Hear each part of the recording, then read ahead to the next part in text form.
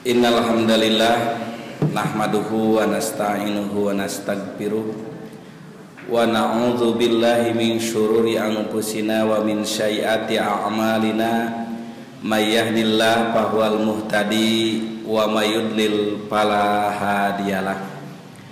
Asyhadu an la ilaha illallah wahdahu la syarikalah wa asyhadu anna Muhammadan abduhu wa rasuluh alladzi la nabiyya ba'dah. Qala Allah ta'ala fil Qur'anil Karim, a'udzu billahi minasyaitonir rajim, fafirru ilallah inni lakum minhu nadhirum mubin. Al-ayat. Segala puji hanyalah milik Allah Subhanahu wa ta'ala. Berkat rahmat dan inayahnya kita masih diberi kesempatan untuk meningkatkan harkat martabat kita. Bapak-bapak, ibu-ibu, pemuda-pemudi yang mengharap ridha Allah Subhanahu wa ta'ala, jika kita mencoba menelusuri perubahan atau perkembangan zaman dulu, jauh sebelum Indonesia merdeka, atau bahkan pada saat-saat pasca kemerdekaan, katanya hidup serba susah. Orang-orang kalau mau bepergian itu harus berjalan kaki, agak keren sedikit pakai kuda. Makanya dari satu tempat ke tempat lain itu memakan waktu cukup lama. Demikian halnya dari aspek kebutuhan. Dulu kalau orang pingin makan, susahnya minta ampun. Sekarang lain cerita. Orang sekarang mau makan serba siap. Bahkan tidak perlu masak dulu, beli ke warung nasi pun bisa. Kalau demikian adanya, Bapak dan Ibu sekalian, ada orang yang mengatakan bahwa hidup di zaman dulu itu serba kekurangan, dan hidup di zaman modern ini serba berkecukupan, serba enak, serba mudah. Namun faktanya ternyata orang-orang tua tempo dulu dengan manusia-manusia hari ini ada hal yang cukup berbeda. Di mana letak perbedaannya? Letak perbedaannya ini bukan hadis, Pak, bukan Quran, tetapi ini berdasarkan pengamatan. Bisa salah. Orang-orang hari ini berbeda dengan orang tempo dulu. Kalau orang tempo dulu itu usia 100 tahun, usia 90 tahun, tapi kelihatannya wajahnya di usia 60 atau 50 tahun. Makanya kita sering mengenal dengan istilah awet muda. Kalau manusia hari ini konon kabarnya usia 50 tahun tapi wajahnya sudah terlihat 60 atau 70 tahun. Padahal tadi Bapak dan Ibu sekalian, tempo dulu serba susah, sekarang serba mudah. Tapi dampaknya kok seperti itu? Yang kedua, Bapak dan Ibu sekalian, kalau bapak-bapak dan ibu-ibu hidup di zaman dulu, anak-anak SMA atau remaja-remaja, kita jarang mendengar mereka terkena penyakit mah. Tapi kalau kita coba cermati hari ini, konon kabarnya orang-orang yang masih muda juga suka terserang penyakit mah. Itu apakah benar atau salah saya tidak tahu. Bahkan Bapak dan Ibu sekalian, kalau kita telusuri lagi, ini kalau kita telusuri, kata Nabi Muhammad SAW, saum itu akan menyehatkan. Ini hadis, perlu kita percaya. Tapi Bapak dan Ibu, kalau Bapak dan Ibu memasuki bulan Ramadan, maka coba kita cermati layar televisi. Kira-kira iklan yang paling banyak apa? Ternyata salah satu di antaranya obat mah. Saya yakin hadis Nabi itu benar. Tapi kenapa ya pada bulan Ramadan ternyata banyak orang yang terkena penyakit mah? Bukan penyakit yang lain, kebanyakannya mah. Nah, tentunya kita mesti bertanya, kira-kira apa yang menyebabkan itu semua? Bapak-bapak dan ibu-ibu, mari kita coba lihat dulu, kenapa pada saat bulan Ramadan iklan yang sering banyak muncul adalah iklan penyakit mah. Maka kita tanya ke ibu-ibu, karena rata-rata yang terkena juga ibu-ibu, Pak. Ibu-ibu, kira-kira ketika ibu memasuki bulan Ramadan, apa yang ada dalam pikiran ibu? Ternyata kalau ditelusuri, dan ini baru sebagian yang ditelusuri, Pak, ketika memasuki bulan Ramadan, pikiran ibu-ibu rata-rata menjelang Lebaran. Jadi tubuhnya waktunya di awal Ramadan, tapi pikirannya sudah masuk ke Lebaran. Ketika sudah masuk ke Lebaran, biasanya anggaran semakin membengkak. Ketika anggaran semakin membengkak, maka dalam pikiran itu berbagai macam problem masuk. Ketika berbagai macam problem masuk, khususnya bab keuangan, maka itulah salah satu faktor penyebab gorsun fi batnihi alias mah. Jadi jangan-jangan ibu-ibu mah di bulan Ramadan itu bukan karena biologis, tapi jangan-jangan karena pikiran. Dan kalau kita coba cermati kembali hal yang pertama tadi, bahwa orang hari ini usianya 50 tahun tapi ternyata kerut wajahnya seperti usia 60 atau 70 tahun, juga jangan-jangan karena pikiran. Makanya dalam sebuah pepatah mengatakan ketika orang banyak pikiran, dihantui berbagai macam pikiran, maka akan terjadi gorsun fi batnihi wa wajhihi. Akan terjadi goresan di perutnya, yang kedua gorsun fi wajhihi, keriput di wajahnya. Nah, jadi bapak-bapak dan ibu-ibu, kalau tempo dulu walaupun mobil belum ada, makanan cepat saji belum ada, rumah seadanya, tapi pikiran rata-rata tidak sehebat pikiran zaman modern ini. Manusia zaman modern ini, anak kecil saja sudah berpikir pacaran. Coba bapak-bapak, ibu-ibu, walaupun itu bohongan, tapi itu suka ada itu. Siapa kamu pacarnya, padahal masih TK. Berarti kan anak TK sudah berpikir pacaran, sudah melampaui masanya. Nah, kelihatan bapak dan ibu sekalian bahwa semua ini muaranya adalah pikiran. Oleh sebab itu bapak dan ibu, jika kita mencoba mencermati realitas hadis, ternyata dalam sebuah hadis diceritakan suatu waktu ada seseorang di dalam masjid. Dalam versi riwayat lain, orang itu rambutnya agak-agak gimbal, terus keningnya berkerut-kerut, acak-acakan. Nah, itu kan ciri lagi banyak pikiran, Pak. Jadi kalau bapak-bapak kesini rambutnya acak-acakan, agak-agak gimbal, kemudian tidak mandi dulu, itu berarti indikator banyak pikiran. Makanya orang gila disebut gila karena banyak pikiran, akhirnya gila. Makanya ya rambutnya acak-acakan juga. Nah, bapak dan ibu coba kita cermati lagi, misalnya si bapak ketika bertengkar dengan si ibu. Cik, ibu, kira-kira kalau ibu lagi bertengkar dengan si bapak, mau nggak bersolek? Males. Si bapak mau nggak mandi kalau lagi bertengkar? Nggak mau, kan gitu.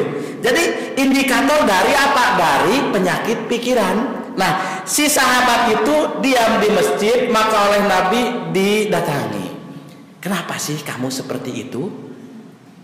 Dia mengungkapkan, saya tuh begini. Ya biasalah curhat kalau dalam bahasa hari ini, Pak. Nah, Pada saat itulah Nabi menyebutkan kepada orang tersebut, kalau kamu ingin lepas dari penyakit pikiran seperti itu, aku akan ajarkan kepada kamu satu doa. Dan doa ini sangat populer, Pak. Saya yakin doa ini sangat populer. Bapak-bapak dan ibu-ibu yang ada di masjid ini insya Allah semuanya sudah hafal. Kalaupun tidak hafal, pernah mendengar. Kalaupun tidak pernah mendengar, pernah paling tidak hari ini mendengar. Nah, makanya kata Nabi, bacakanlah doa ini.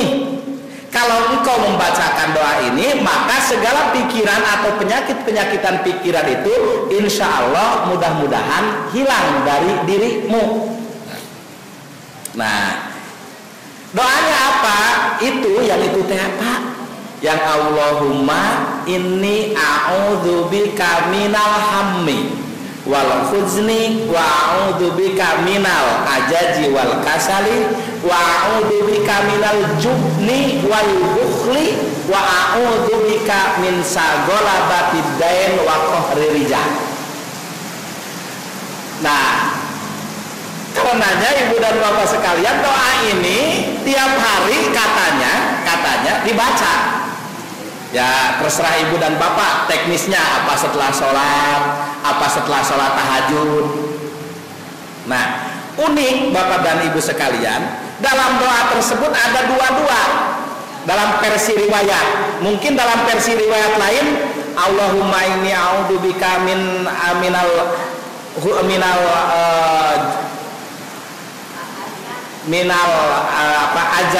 bukan. Allahumma inni a'udzubika minal hammi wal huzni wa a'udzubika min ajaj wal kasali wa a'udzubika. Nah, ada yang langsung, ada yang pakai wawu. A'udzubika minal hammi wal huzni, a'udzubika. Jadi a'udzubikanya ada 4, ada yang 2 dan ada yang 3. Tapi kalau kita coba cermati yang 4, itu ternyata kalau kita lihat satu sama lain saling berhubungan, atau bisa jadi satu hal menjadi penyebab hal berikutnya. Nah, makanya mari kita coba cermati bapak dan ibu sekalian, apa yang diajarkan oleh Nabi ini. Yang pertama, a'udzubika minal hammi wal huzni. Ma wal ham? Apa itu hammun? Jadi Rasul itu memerintah kepada orang tersebut, engkau berlindung dari hammin. Karena hammin ini akan merusak pikiran, dan ketika orang terkena penyakit hammun, maka bisa jadi pikirannya kacau. Hammun itu kurang lebih bapak dan ibu sekalian, keinginan. Nah, munculkan pertanyaan, masa iya kita tidak boleh punya keinginan? Nah, jadi begini Pak, Bu, hammun itu nanti bisa melahirkan paling tidak obsesi, bahkan kesananya ambisi. Nah, dari apa kita berlindung kepada Allah? Keinginan macam apa? Karena yang namanya manusia itu pasti memiliki keinginan. Tetapi ternyata Rasul berdoa, mudah-mudahan aku berlindung kepadamu dari keinginan. Keinginan macam apa? Yang pertama, Bapak dan Ibu sekalian, kita berlindung kepada Allah dari keinginan, atau dengan kata lain, terus-menerus bertambahnya keinginan. Jadi terus-menerus bertambahnya keinginan. Jadi bapak-bapak dan ibu-ibu, rata-rata orang itu ketika semakin bertambah penghasilannya, keinginannya semakin meningkat. Nah, yang kita berlindung itu apa? Ketika penghasilan kita bertambah, keinginannya jangan sampai melampaui dari penghasilan kita. Karena ada kecenderungan ketika semakin bertambah penghasilan, keinginannya malah bisa melebihi dari penghasilan itu. Bapak dan Ibu, mari kita coba cermati dari realitas kehidupan lah. Ibu, Bapak, kira-kira ketika Ibu dan Bapak Misalnya bekerja dulu, belum bekerja, kelihatannya hampir sama semua. Keinginannya adalah ingin bekerja. Tidak ada yang tidak ingin bekerja, semuanya ingin bekerja. Malah sampai ada orang yang ngomong, yang penting saya bekerja. Kenuailah jadi PNS tingkat rendah oge, nu penting bekerja. Ketika sudah bekerja, apa yang ada dalam pikirannya? Keinginan naik jabatan, naik golongan. Itu keinginan yang normal. Nah, ketika keinginan-keinginan itu terus bertambah, maka biasanya suka lupa pada apa yang sudah diraih. Nah, yang tidak boleh itu apa? Kita berpikir pada keinginan yang belum diraih, sementara pada apa yang belum diraih dilupakan. Jadi hamun itu apa? Kira-kira yang pertama itu indikatornya adalah selalu ingat pada apa atau keinginan yang belum, lupa pada keinginan yang sudah.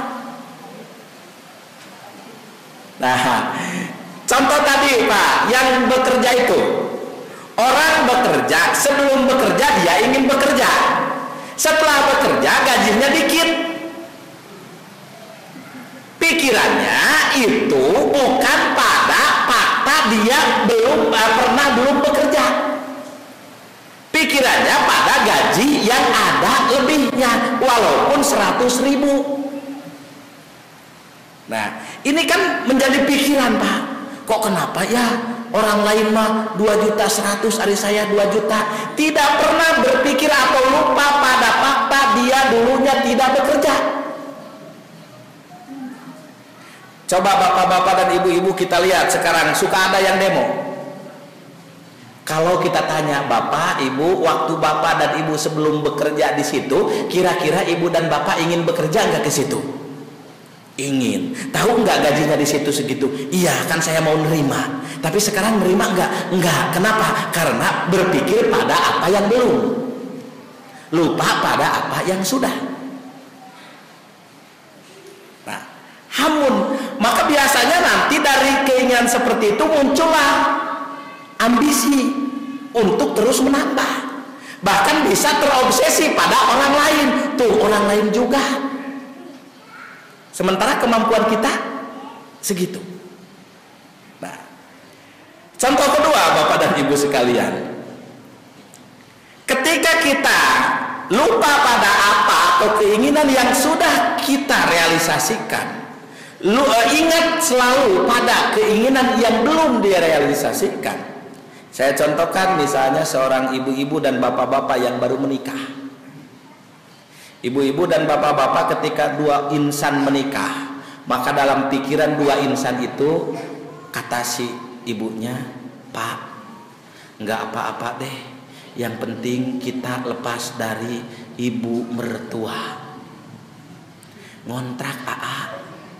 Di mana neng ngontraknya? Pokoknya ngontrak rek dan dinuletik oke, nu penting mengontrak, bebas AA ngontrak mah. Kan begitu Pak? Itu fakta Pak. Hampir semua begitu mengalami. Kemudian ternyata Allah memberi rezeki untuk ngontrak. Nah, ketika ngontrak, kira-kira Pak, Bu, pikiran kita kemana? Pingin rumah yang di Batu Nunggal? Enggak. Pingin rumah tipe 21 milik sendiri walaupun KPR. Kan gitu pikirannya. Lupa pada kontrakan. Padahal kontrakan itu adalah sesuatu yang diinginkan pada saat dia baru menikah. Kemudian Allah memberi rezeki. Dapatlah ia rezeki untuk DP. Saya tidak membahas fikih, tapi saya membahas contoh. DP untuk tipe 21, gejlik tipe 21, dapat kamarnya 1, kan tipe 21, milik kita loh, walaupun masih ada cicilan.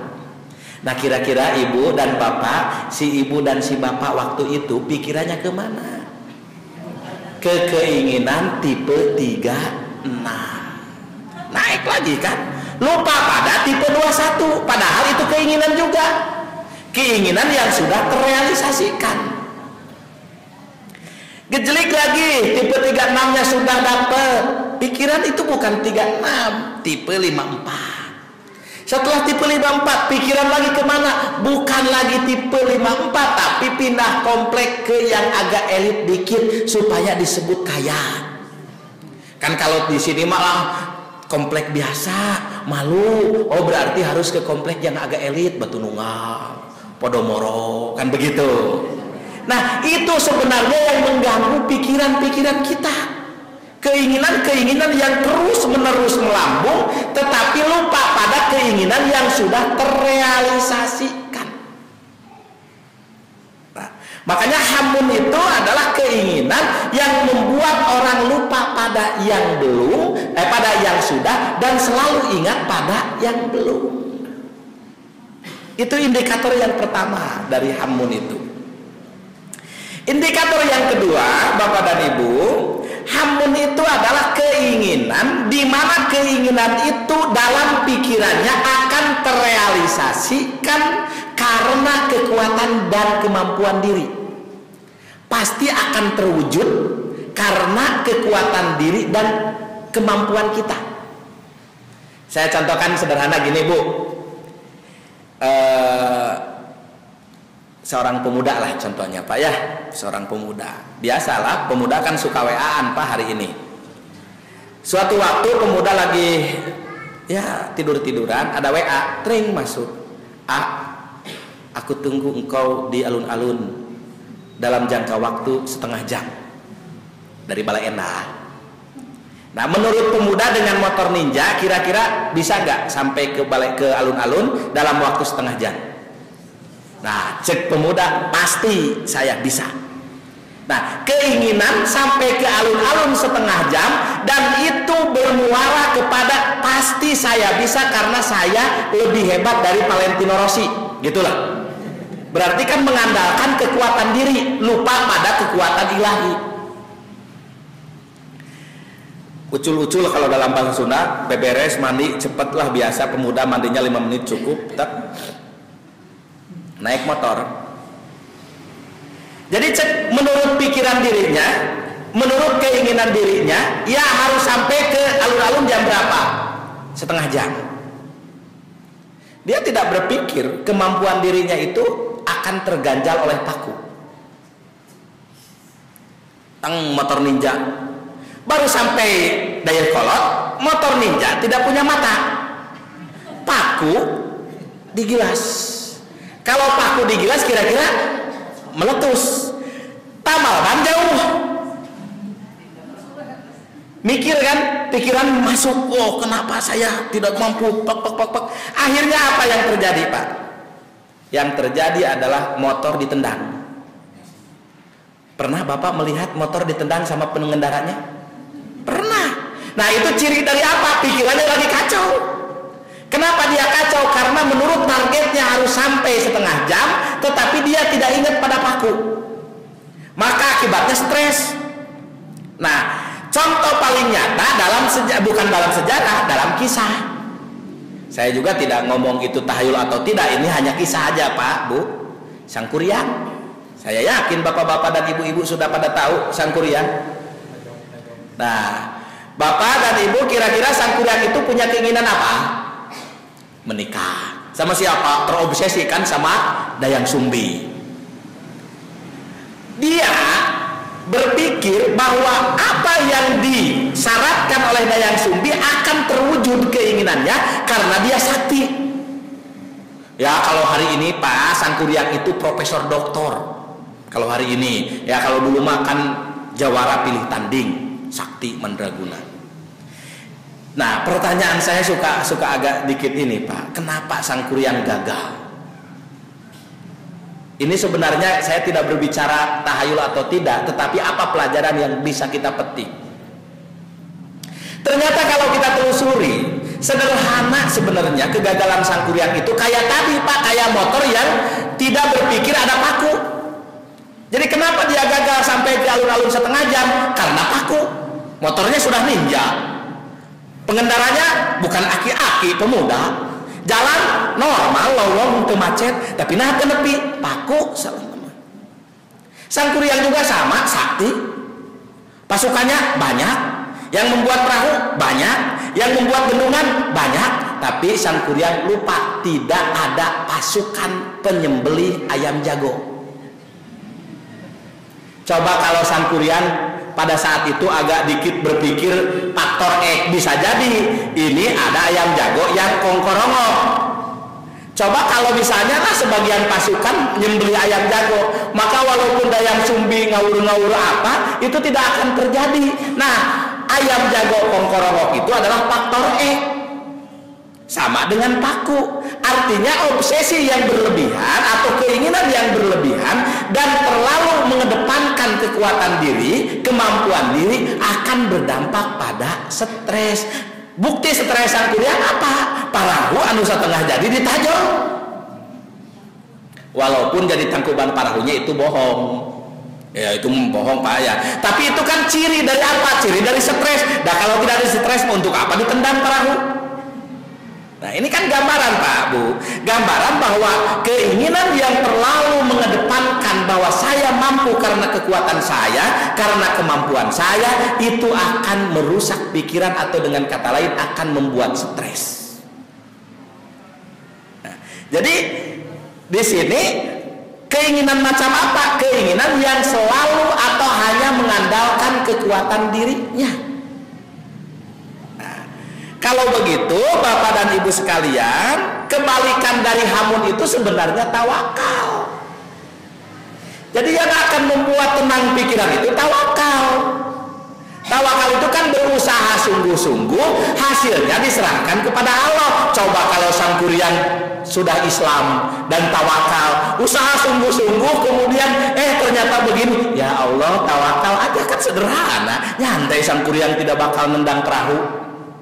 Itu berandai-andai Bu, kayak namanya berandai-andai kan nggak bener. Nah jadi Bapak dan Ibu sekalian, kebalikan dari hamun itu sebenarnya kalau kita coba telusuri tawakal. Jadi supaya orang tenang pikirannya ya tawakal. Saya yakin Bapak dan Ibu sekalian, guru itu akan stres kalau tidak tawakal, karena dia dituntut untuk membuat anak pinter. Dengan kompetensi saya sebagai S1 saya bisa mempintarkan anak. Ternyata dari 40 anak ada yang ranking 40, berarti bodoh. Kan stres guru. Guru itu tugasnya adalah mendidik, urusan pinter dan tidak itu min fadlillah. Tugas kita adalah berusaha ngapalkan ayat Al-Quran, hafal dan tidak urusan lain. Mungkin bapak-bapak tugasnya ngapalkan juz amma, ibu-ibu ngapalkan juz 29. Yang penting kita berusaha sekuat tenaga. Ketika sekuat tenaga dan ternyata belum hafal juga, tawakal. Jangan sampai saya mah pinter 2 balikan 3 balikan hafal, ternyata ketika sudah 3 balikan tidak hafal-hafal, akhirnya stres juga. Ibu-ibu Qurannya dilempar juga. Apa bedanya dengan Sangkuriang? Ini saya suka lihat Bu, bukan ibu-ibu, pemuda ya, anak-anak di tingkat aliyah mu'alimin disuruh ngapalin sama ustadznya buku balago. Aduh, udah karena berpikir bahwa saya bisa mampu karena kemampuan diri saya. Akhirnya ketika tidak bisa dilempar. Seharusnya kan, ya Allah saya sampai sudah 100 kali bolak-balik ini syair, tapi saya baru hafal setengahnya. Enggak apa-apa ya Allah, karena ini mungkin takdir Engkau. Tapi saya akan terus berusaha, kan begitu. Kalau hamun, akhirnya bukunya yang dilempar. Jadi sebenarnya ketika ada anak santri melemparkan buku gara-gara tidak hafal-hafal, apa bedanya dengan Sangkuriang endang perahu? Nah, jadi hamun itu kayak begitu. Makanya a'udzubika minal hammi. Tapi punya keinginan-keinginan itu sebenarnya hal yang wajar, hal yang lumrah. Nah, maka kita mari pagari diri kita dari apa? Dari hamun yang seperti tadi. Karena hamun yang seperti tadi akan memunculkan kerut di wajah. Nah, dalam redaksi yang keduanya, a'udzubika minal hammi wal hujni, sedih. Maka beda antara hamun dengan hujnun. Kalau hamun itu Pak, Bu kesini. Karena dia jadi ciri hamun mapa kita. Kalau ciri hujnun ngeluh. Nah, itu ciri hujnun. Nah, biasanya Bapak kalau hujnun itu berkaitan dengan apa yang lepas. Dengan apa yang lepas dari diri kita. Gitu. Itu biasanya berkaitan dengan hujnun. Nah, makanya kalau kita mencoba mencermati apa faktor utama orang menjadi sedih, itu sebenarnya akan terkait dengan konsepsi kepemilikan dan amanah. Jadi kenapa orang bersedih? Karena dia berpikir itu milik mutlak saya, bukan itu amanah dari Allah. Makanya jadi sedih. Walaupun nanti ada kan hal-hal yang boleh kita bersedih, tidak boleh meratap. Ketika seseorang bersedih saat orang tuanya meninggal, itu sedih. Kenapa dia sedih? Karena apa yang dimilikinya bapak saya kan meninggal, maka bersedih. Itu hal yang wajar, tapi ada batas waktu. Kalau tidak salah 3 hari. Nah 3 hari kan. Nah dah ke ibu-ibu lengit duit 10.000, sedihnya sabar hari. Saminggu, itu berarti kira-kira bernilai mana uang 100.000 dengan si bapak yang meninggal. Nah ini berarti kan hujnun itu ada batas-batas yang diperbolehkan. Nah tetapi yang dimaksud dengan hujnun di sini adalah hujnun di mana orang merasa menyesal. Jadi biasanya hujnun itu Pak Bu biasanya muncul penyesalan. Dan dalam kondisi penyesalan itu akan muncul ungkapan walau seandainya gitu. Si ibu dan si bapak maaf dulu teh ya saya mah Pak bukan dia mah hanya nostalgia. Dulu si ibu teh misalnya berpacaran, walaupun itu juga tidak boleh kan dalam Islam, tapi kan masa lalu ya udahlah. Dulu ibu berpacaran, ternyata nikahnya bukan dengan si bapak yang itu, nikahnya dengan si bapak yang ini. Dan ternyata si bapak yang itu sekarang jadi jenderal. Si bapak yang ini ya goreng patut, ya naon gitu. Kan muncul sedih karena merasa itu milik saya. Dulu kabogoh saya. Maka muncul lauk. Seandainya saya nikah jeung si bapak eta geus jadi ibu jenderal. Kan gitu. Padahal belum tentu buah-buah anu jadi ibu jadi RT. Nah, kan gitu. Ya, kita kan kalau berbicara lao, seandainya kita juga dijawab dengan lao, buah-buah sama-sama kan. Nah, jadi di situ muncul apa? Muncul ungkapan seandainya. Nah, seandainya itu akan memunculkan kesedihan yang mendalam. Ya, dalam kehidupan sehari-hari banyak Bu, saya coba contohkan misalnya ada anak muda yang tidak lulus ke SMA, passing grade-nya tidak pas, zonanya tidak pas, hingga akhirnya terpaksa masuk pesantren. Seandainya saya ke ini satu, meureun saya tegus beasiswa dan lain sebagainya. Nah, apa yang lepas dari kita selalu dipikirkan, maka muncullah kesedihan, maka muncul lau-lau. Seandainya. Nah, tentunya kesedihan itu akan berkurang. Sekali lagi, kesedihan itu akan berkurang kalau kita husnudon. Jadi orang itu akan berkurang rasa sedihnya ketika husnudon pada takdir Allah. Orang akan semakin sedih ketika suudon pada takdir Allah. Nah makanya ibu dan bapak sekalian, ketika kita mendapatkan kesedihan, ya cepet-cepet husnudon. Mungkin ini yang terbaik bagi saya. Nah, sok sanajan si bapak goreng patut, nya pendek, nya gajina saeutik, tapi insya Allah satia. Nah, satia udah ditinggali. Komo mun teu satia. Nah, jadi husnudon.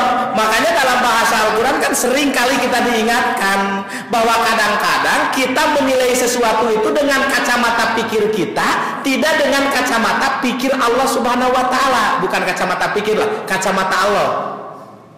Kan kadang-kadang menurut kita jelek, tetapi belum tentu menurut Allah. Nah, kita selalu menilainya dengan kacamata kita, tidak dengan kacamata agama atau kacamata pandangan ilahiyah.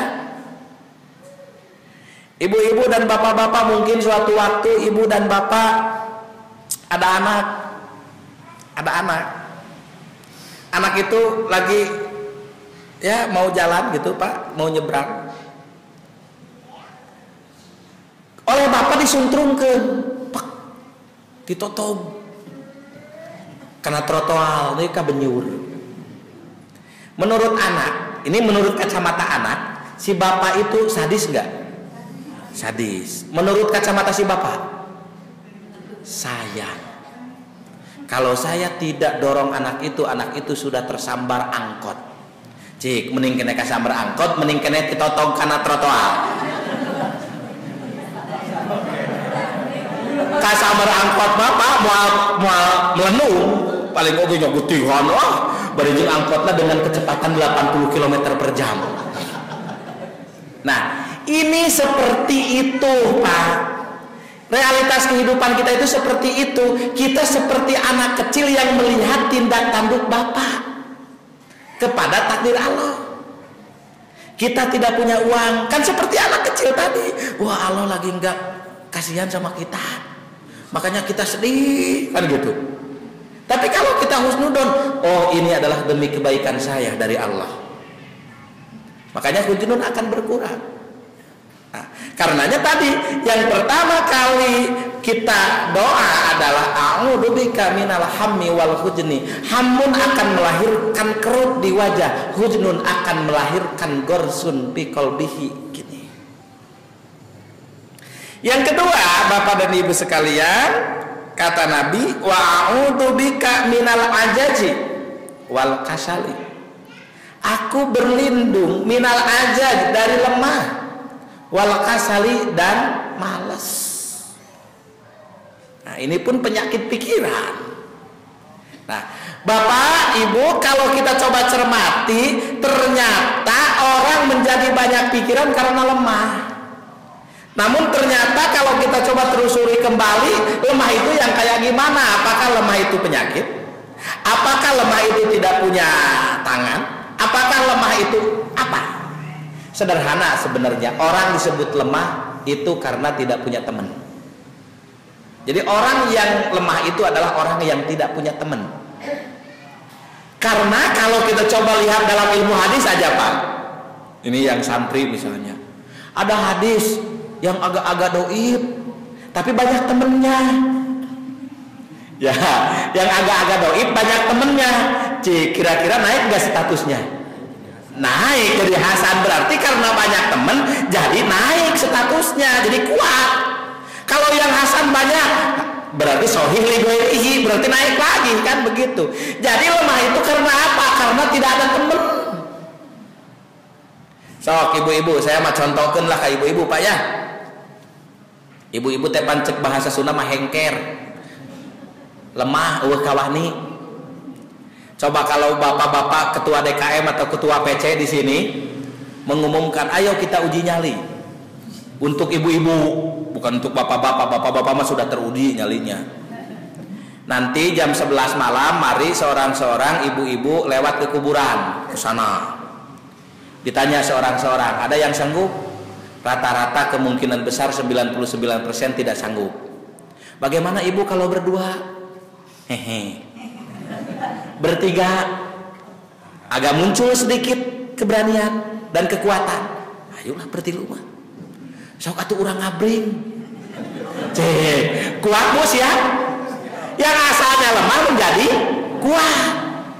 Makanya dalam sebuah riwayat, saya belum meneliti apakah sahih atau dhaifnya itu riwayat, orang yang paling lemah di dunia ini adalah orang yang tidak pernah mau berdoa. Berarti orang yang tidak pernah mau berdoa itu orang yang tidak memiliki teman. Sok ibu-ibu, bapak-bapak, saya yakin ketika ibu-ibu dan bapak-bapak berdoa ada perasaan plong walaupun beberapa saat. Ibu jeung bapak teh bukan gitu dah. Bener ngadoa plong kan gitu, walaupun 10 menit plongnya. Tapi paling tidak berarti Allah dijadikan ma'a, teman. Nah, jadi di sini orang al-ajad, yang lemah itu adalah orang yang tidak memiliki teman. Maka orang yang tidak memiliki teman itu sebenarnya nanti pikirannya akan kacau. So bapak-bapak, ibu-ibu, kalau bapak-bapak di sini ada 1000 orang dan ada 1 orang tidak memiliki teman, kasih anu teu ditegor, kasih ieu teu disapa, kasih itu teu ditoel-toel acan, sedih teu? Sedih. Makanya saya ingat itu waktu perang Hudaybiyah kalau tidak salah, ada seorang sahabat Nabi yang tidak ikut berperang. Dan ternyata salah satu hukumannya kan tidak diajak ngobrol sama masyarakat Madinah, sampai dia galau. Jadi kalau dalam bahasa sekarang itu manusia super galau itu adalah sahabat itu. Kenapa? Setiap bertemu tidak ada yang menyapa, tidak punya teman.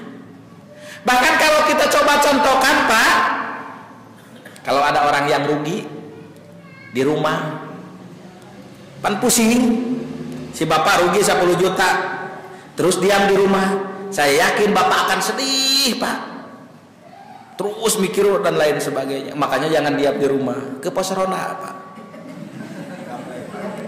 Nah, ketika bapak ngalamin di pos ronda begini, terojol muka dua, kunaon maneh sedih, rugi 10 juta, keun wae lah da urang 12 juta setengah. Rada hata saeutik. Terojol muka tilu, urang 15 juta euy. Terojol nu kaopat 20 juta. Cik Pak, Bu, eta nu opatan rarugi teu? Rarugi. Di bumi na masing-masing balieur. Deui di pos ronda aya opat. Bakal saleuseurean atawa careurik? Saleuseurean. Nah, bet saleuseurean. Karena ada teman. Makanya Bapak dan Ibu sekalian, setan atau iblis sangat berupaya untuk mencari teman. Coba kebayang nggak Pak kalau neraka teh iblis sungkul, germah nyeri, sedih nanti lebih-lebih. Walaupun di neraka mah walaupun banyak teman tetap sedih. Nah, makanya kan iblis itu bilang saya ingin mencari teman supaya tidak terlalu sedih, padahal ya sedih banget weh, sedih. Nah, yang tadi juga sama kan, kalau yang tadi agak beda dikit karena masih di dunia Pak. Jadi kalau ada yang rugi maka carilah teman yang rugi supaya tidak terlalu sedih gitu. Ya kan nyantai. Ibu-ibu suka sedih nggak kalau anaknya ranking 40? Sedih, cari ibu-ibu yang lain yang anaknya ranking 40, bakal ketawa-ketawa semuanya. Makanya punya teman. Makanya al-ajad itu muaranya adalah tidak adanya teman. Kalau ada teman, segala sesuatu itu akan mudah. Membangun masjid kalau tidak ada teman susah. Tapi dengan adanya 100 orang, oh dari saya ininya, dari ininya, menjadi mampu, menjadi kuat. Jadi kekuatan itu karena adanya teman, kelemahan itu karena tidak adanya teman. Nah, Bapak dan Ibu sekalian, al-ajad ini kemudian digandengkan dengan al-kasal. Al-kasal itu dalam bahasa anak ibtidaiyah al-kaslu daun. Malas itu penyakit. Nah, mari kita coba cermati apa faktor penyebab al-kasal. Ternyata kalau ditelusuri, faktor penyebab al-kasal itu satu, bisa karena lemah. Jadi lemah mengakibatkan malas. Ibu-ibu kalau tidak ada teman malas enggak? Malas. Jadi itu salah satu faktor. Jadi al-kasal itu bisa akibat dari tidak adanya teman. Makanya carilah teman. Jadi kalau Anda misalnya yang mualimin atau sanawiyah malas ngapalin Quran, cari orang yang sama-sama ingin ngapalin Quran. Insya Allah kemalasan itu tidak akan ada atau berkurang. Ibu-ibu malas ngapalkan anaba, nyanya ada di bumi nyalira. sok atuh ke masjid ngariung 10 urang kaciri barodo nu sadayana pan gitu dalam tanda kutip Bu kan ari nyalira di bumi nih hese wae tapi geus ngariung 10 urang nya hayu jadi al-kaslu itu bisa jadi akibat dari al-ajaj. Yang kedua, Bapak dan Ibu sekalian, al-kaslu itu bisa diakibatkan dari nanti. Pilugoti Sundawiyah engke. Jadi kalau engke akhirnya males. Cobi Bapak dan Ibu sekalian, kita coba perhatikan kehidupan kita sehari-hari aja. Jangan jauh-jauh lah. Anak kita Pak, kalau mau ujian atau jangan mau ujian, kan ujian masih lama, oleh ibu disuruh belajar, Dek belajar ya sekarang, jawabannya nanti, Dek sebentar lagi ujian, nanti, Dek sebulan lagi ujian, nanti, seminggu lagi Dek ujian, nanti, Dek besok ujian, sapu peting diajar, nanti akibatnya malas. Ibu-ibu nyuci saya pikir juga sama, tumpuk satu tungtung nama kalondri. Kenapa? Karena sudah numpuk. Kalau sudah numpuk berakibat pada malas. Maka Bapak-bapak dan Ibu sekalian, kita coba cermati, ternyata malas itu akibat dari menunda-nunda. Ayo kita sholat berjamaah, nanti aja lah udah tua. Kita sekarang masih muda, masa anak-anak muda harus berjamaah sholat? Kita kan nongkrong, kan begitu. Sudah dewasa sedikit, nanti aja lah, sudah punya anak. Indah kan pergi ke masjid bersama anak. Sekarang mah belum indah karena masih sendirian. Kan begitu, banyaknya alasannya nanti. Akhirnya ketika sudah tua, ayo kita ke masjid. Aduh nyeri tuur. Gitu. Jadi dari nanti itu akhirnya apa? Malas. Nah, makanya Bapak dan Ibu sekalian, dalam bahasa kiai, dalam bahasa ulama disebutkan ketika nanti maka akan terbuka khutuwati syaitan, langkah-langkah setan untuk menjauhi ibadah. Dan tidak sedikit Pak orang yang menunda-nunda ibadah. Nanti aja ke haji mah sudah pensiun. Nanti aja setelah anak gede, kan gitu. Ini suka ibu-ibu itu mah Pak. Bapak-bapak makan suka pensiun. Kalau ibu-ibu mah kewelah geus boga budak gede. Ibu ayo kita ke masjid. Aduh masa anaknya masih kecil. Nanti kalau udah belajar berjalan insya Allah ke masjid. Takut ngompol ke masjidnya. Tapi hari penting di pemperan kata gitu. Hari ke masjid tidak di pemperan, aneh gitu. Nah, jadi menunda-nunda atau membuat nanti itu akan berdampak pada males. Nah, makanya kan obatnya apa? Faidah parokta pangsom. Apabila engkau selesai melakukan sebuah pekerjaan, lakukan pekerjaan lain. Ini yang kedua. Jadi dua-dua ini. Yang ketiga, Allahumma inni a'udzubika minal jubni wal bukhl. Jubnun itu apa? Jubnun itu Bapak dan Ibu sekalian, rasa takut pada sesuatu yang tidak perlu ditakutkan.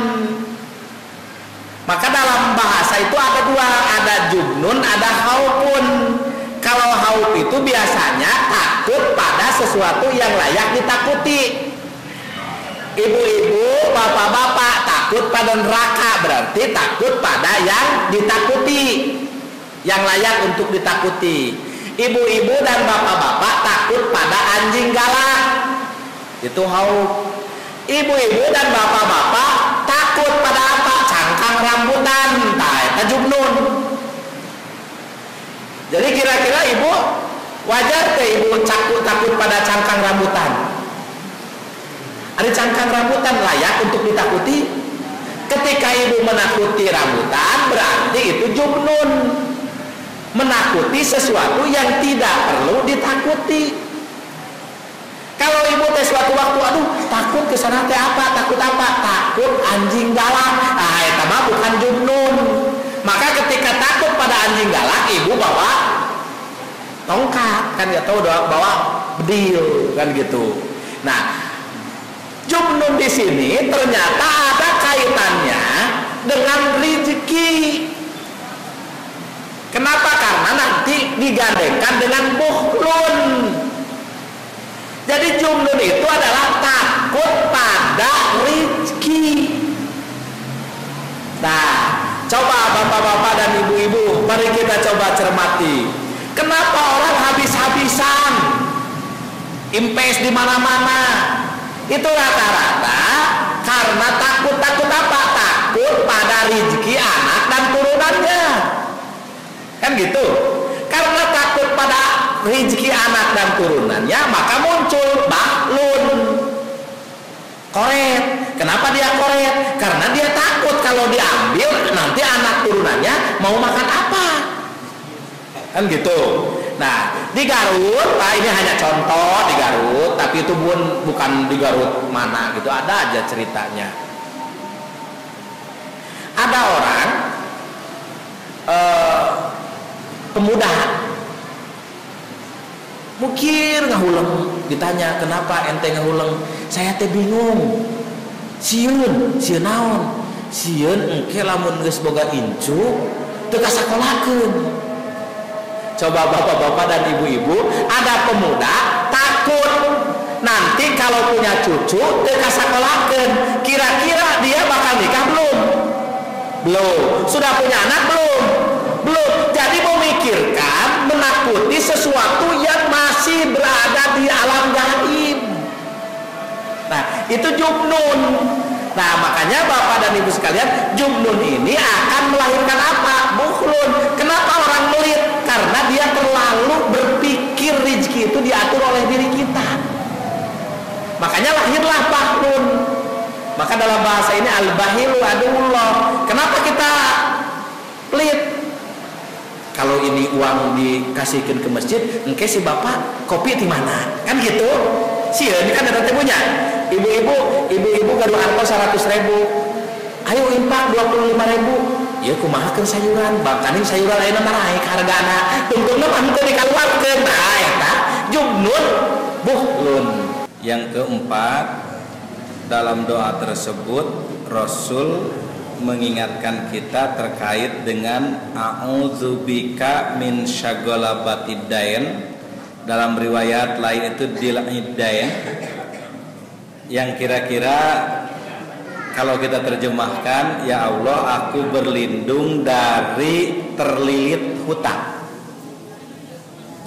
Bapak-bapak dan ibu-ibu, terlilit hutang ini pada faktanya berkaitan dengan poin yang pertama, Jadi kenapa orang terlilit hutang itu akan terkait dengan doa yang pertama tadi, a'udzubika minal hammi, dari keinginan. Ini bukan berarti kita tidak boleh berhutang, tetapi jangan sampai kita atau seseorang terlilit hutang. Terlilit hutang itu akibat dari tidak mampu menahan keinginan.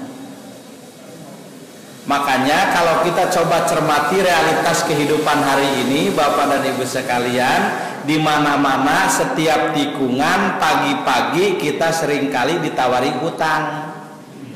Dan hutang itu muncul dari keinginan kita. Coba kalau kita mampu menahan keinginan. Contoh sederhananya begini, Pak, Bu. Seseorang perlu HP. HP itu kalau kita tanya untuk apa? Untuk komunikasi. Kalau untuk komunikasi berarti yang diperlukan minimal ada SMS, ada WA, ada telepon. Tidak perlu yang mahal. Cukup keinginan itu punya HP. Dan fungsi HP untuk itu. Tetapi karena keinginan terus meningkat, masa iya anak SMA, kan baru SMP tuh, masa iya Pak anak SMA HP-nya kayak begitu? Muncul keinginan apa? Keinginan memiliki HP yang agak keren. Kalau kita coba bandingkan harganya, HP yang pertama itu paling 300.000, tapi HP yang agak keren itu di angka 3 juta. Kalau ditanya ke bapaknya, bapak mampu nggak beli HP yang 3 juta? Kan kata bapaknya, aduh agak berat. Apalagi kalau HP-nya sudah bisa tenggelam ke dalam air, yang bisa potret-potret di dalam air. Nah, kalau kita coba tanya ke anak-anak SMA, Pak, SMP, itu rata-rata pingin HP itu yang agak keren-kerenan.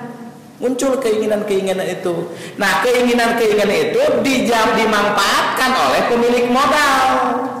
Maka muncullah istilah kredit. Sekarang Bapak Ibu di mana-mana ada tawaran kredit HP, tapi nggak ada kredit beras. Kredit HP, kalau beras itu betul-betul butuh, tapi HP itu kan bukan butuh, tetapi keinginan yang terus-menerus meningkat. Makanya kalau misalnya suatu waktu ibu dan bapak membelikan anak HP Samsung S11, 1 bulan kemudian kan teknologi itu terus berkembang, akan muncul lagi S12. Ketika muncul S12, pasti S11 itu akan dianggap biasa-biasa, makanya ngarenghik deui wae, nganyuk deui wae. Nah, jadi di sini keterlilitan hutang itu akibat tidak mampu menahan keinginan, atau dengan kata lain tidak mampu membedakan mana kebutuhan, mana gaya hidup. Kalau bapak dan ibu nganjuk beras itu butuh, wajar. Tapi kalau sudah gaya hidup itu lain cerita. Nah, yang akibatnya itu terlilit hutang itu yang itu gaya hidup. Nah, kemudian kata Rasul digandengkan a'udzubika min sagolabati dain wa qahrir rijal. Qahrir rijal itu kalau kita terjemahkan secara sederhana berada di bawah telunjuk orang. Artinya berada di bawah telunjuk orang itu gara-gara banyak hutang atau terlilit hutang. Saya malah contohnya ibu bapak film. Saya yakin kalau ibu-ibu yang usia 40, bapak-bapak usia 40 tahun ke atas pernah di tahun 80 nonton film Siti Nurbaya. Dan saya yakin sangat populer untuk tahun 80-an Damsik. Bapak insya Allah lah, di mana sekarang ibu-ibu dan bapak-bapak kalau punya anak gadis ingin dinikahkan kepada kakek-kakek seperti itu, apalagi cantik. Tetapi akibat terlilit oleh hutang, akhirnya Siti Nurbaya dinikahkan dengan Damsik. Akhirnya berada di bawah telunjuk orang lain. Jadi terlilit hutang itu akan berakibat pada qahrir rijal, berada di bawah kekuasaan orang lain atau di bawah telunjuk orang lain.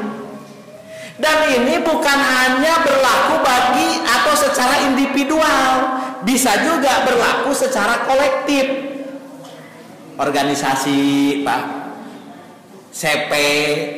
CP itu banyak yang bangkrut akibat terlilit hutang. Ketika sudah terlilit hutang, dia ketika menentukan kebijakan tidak bebas, harus berdasarkan orang yang memberi hutang. Makanya semakin banyak hutang, dia akan berada di bawah kendali orang.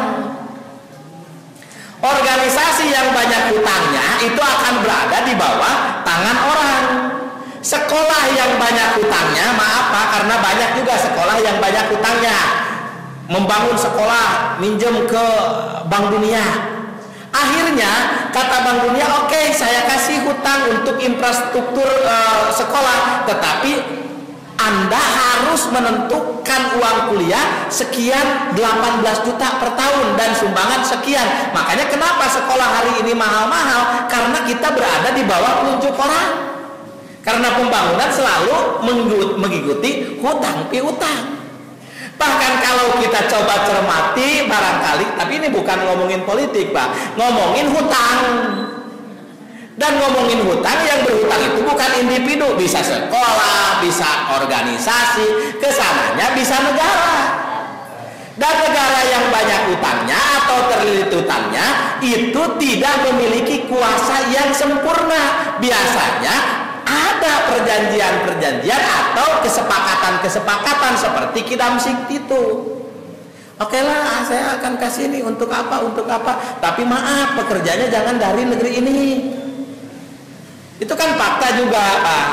Nah, jadi bapak-bapak dan ibu-ibu sekalian, kita bisa melihat hari ini bekerja, konon kabarnya, saya tidak tahu persisnya, tapi konon kabarnya ada yang dari asing, walaupun itu hanya tukang. Kenapa itu terjadi? Sebenarnya akibat dari membengkaknya utang piutang. Coba aja bapak-bapak dan ibu-ibu, kalau suatu waktu bapak memiliki hutang misalnya 1 miliar, kemudian oleh yang memberikan hutang, boleh agak dikit longgar bayarannya, agak telat dikit, tapi maaf nih, sawah Anda digarap dulu oleh saya. Kan kita tidak bisa berbuat apa-apa.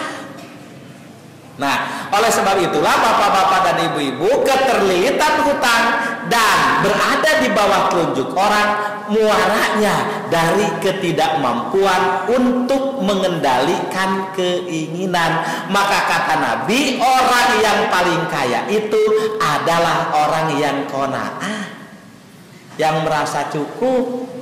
Merasa cukup dengan apa? Merasa cukup dengan apa yang diberikan oleh Allah Subhanahu wa Ta'ala, atau dengan kata lain, mengukur segala sesuatu berdasarkan kebutuhan sebenarnya, bukan kebutuhan semu.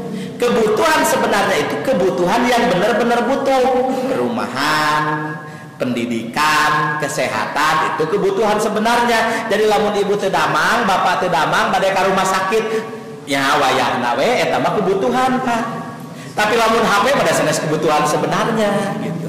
Pendidikan anak melaan nganyuka hutang kan, kalau kata orang tua dulu, bapak teh nyakolakeun anjeun nepi kang nyeragan galeng. Itu dulu, Pak. Ini kan kebutuhan sebenarnya. Tapi kalau kebutuhan-kebutuhan semu itu justru akan membuat kita pailit, dan ketika terjadi pailit kita akan berada di bawah telunjuk orang lain. Jadi bapak-bapak dan ibu-ibu, mudah-mudahanlah kita semua di samping menghafal doa itu, hafal doa itu, mendawamkanlah baik setelah sholat ataupun setiap 1 hari 1 kali. Itu tidak ada petunjuk teknisnya, silahkan bapak dan ibu lakukan. Juga kita coba cermati dan pahami, oh ini maksud dari Rasulullah Shallallahu Alaihi Wasallam terkait dengan penyakit-penyakit yang bisa membuat pikiran kita kacau, atau dengan kata lain kerut di wajah dan gorsun pi batnihi. Ditutup. Sekian, mudah-mudahan sekali lagi khususnya kita terlindung dari keinginan yang begitu menggebu-gebu sehingga kita terlilit hutang, karena dunia hari ini ternyata dunia utang pi utang. Rabbana atina fid dunya hasanah wa fil akhirati hasanah wa qina adzabannar. Aqulu qauli hada wa astaghfirullah li wa lakum. Wassalamualaikum warahmatullahi wabarakatuh.